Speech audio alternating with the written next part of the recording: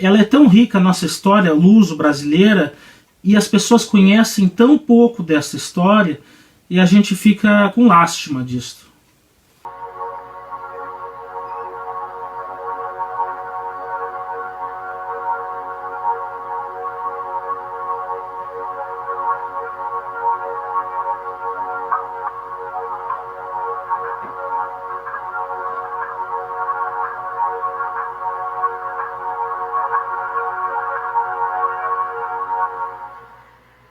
Carlos Magno unificou a 800 nações e começou a cristianizar e defender a Europa. Assim começa a Reconquista.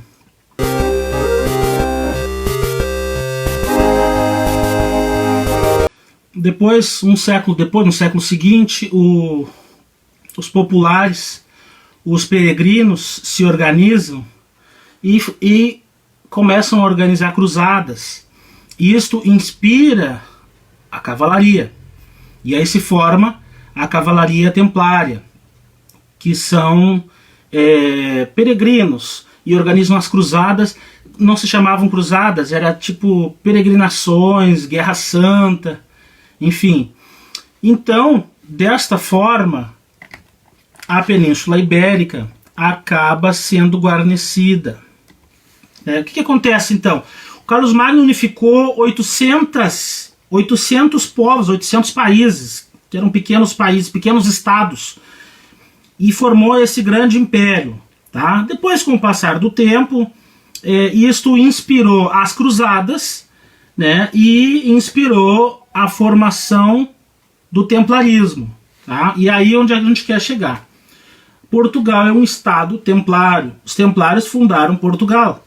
Mas a riqueza, existia uma riqueza muito grande da cavalaria e da nobreza templária na França. A França é um país agrícola muito rico.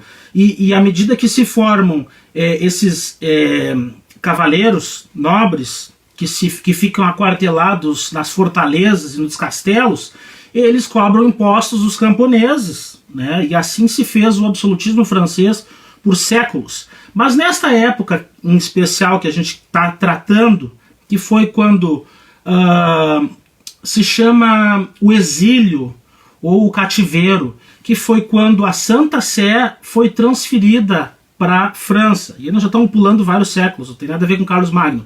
Nesta época já existia o Império Romano-Germânico, e nesta época a França já não fazia mais parte do Império. A França é muito rica, a França se fortaleceu, a França estava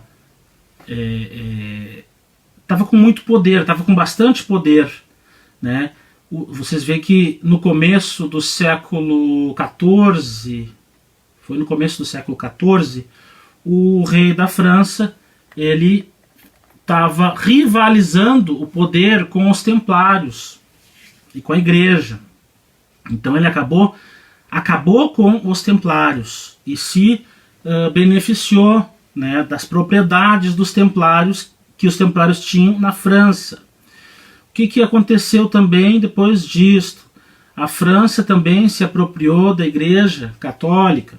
Ela levou a Sé, era isso que eu estava falando quando caiu aqui, ela levou a Santa Sé para Avignon, né? Então, e aí começou o cisma, o que se diz que é o cisma.